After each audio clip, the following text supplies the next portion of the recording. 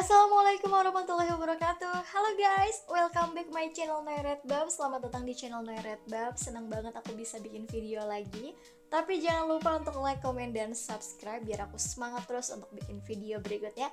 Karena ini semua gratis. Dan spesial di video kali ini aku akan bahas tentang tanya ini sebelum kamu serius sama cewek. Apa aja yang harus ditanya sebelum ke jenjang serius? Tonton videonya sampai selesai. Ada 5 pertanyaan yang harus laki-laki tanya ke perempuan sebelum ke jenjang yang serius. Karena pernikahan itu bukan hal yang gampang, bukan hal yang enteng. Karena pernikahan itu adalah sehidup semati. Kalau kamu berpikir cinta dan sayang, itu aja nggak cukup. Karena di dalam pernikahan pasti ada konflik dan masalah. Sebelum itu semua terjadi, tonton video ini sampai selesai biar kamu paham. Yang pertama, menerima aku dan keluargaku. Ini yang harus kamu garis bawahi ketika ingin serius sama perempuan. Harus bisa memberikan sebuah kalimat, kamu harus menerima aku plus keluargaku, orang tuaku, adik-adikku, saudara aku. Jadi jangan sampai nanti si cewek ini ngiranya kamu yang cinta banget sama dia, tapi tahu-taunya dia nggak bisa nerima orang tua kamu, dia nggak bisa nerima keluarga kamu, jadinya konflik. Nah banyak banget nih ya menantu versus mertua. Ya karena si cowok tuh dari awal nggak bisa jelasin kalau kamu nerima aku plus keluarga aku juga ya, kekurangan orang tua aku, kekurangan saudara-saudara aku. Jadi si cowok tuh harus ngejelasin gitu loh. Jangan sampai si cewek ini ngerasa bahwa kamu tuh harus pilih antara aku atau keluarga kamu. Jangan sampai itu terjadi di konflik rumah tangga. Yang kedua, tanyakan soal hutang ke calon istri kamu. Ini penting banget karena jangan sampai ada udang di balik batu atau ada dusta di antara kita. Karena banyak banget ya zaman sekarang itu pinjaman online yang sangat mudah. Bahkan mahasiswa atau mahasiswa itu terlilit hutang pinjol, pinjaman online. Jadi kamu harus nanya ini tuh benar-benar serius dan harus dijawab dengan jujur. Kalau jujur di awal itu lebih baik daripada nanti ujung-ujungnya tahu tiba-tiba dia punya utang pinjol atau dia punya kredit macet, dan ini bakalan bisa merugikan kamu banget sebagai laki-laki. Kamu harus bekerja keras untuk membantu melunasi hutang pinjol atau kredit-kredit macet. Jadi harus diomongin apakah kamu punya hutang atau punya cicilan yang lainnya. Yang ketiga, tanyakan karir ke depannya.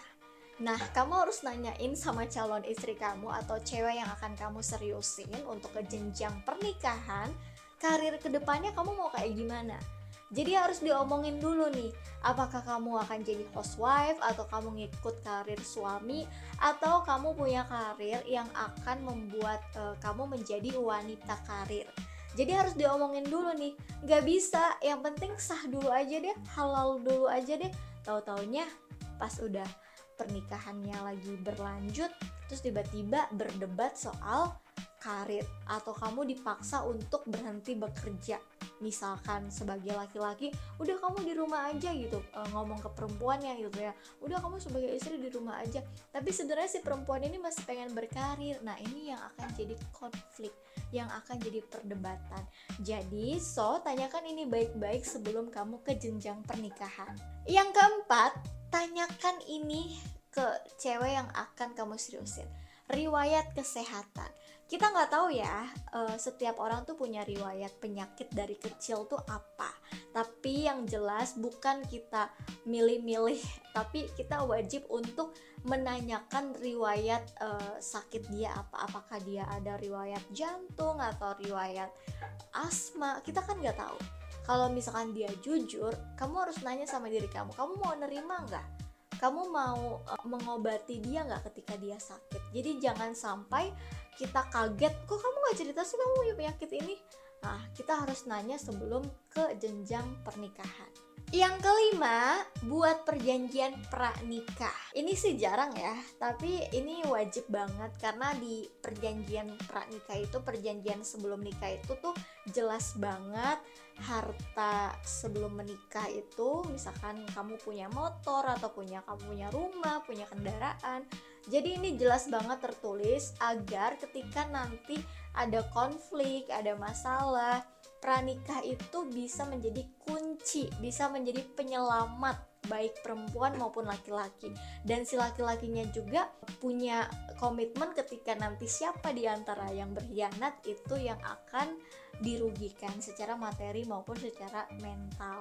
Jadi jangan sampai pranikahnya nggak dibuat. Wajib pranikah, mau laki-laki mau perempuan wajib punya pranikah, karena ini akan menyelamatkan kamu ketika rumah tangganya sudah tidak terselamatkan lagi.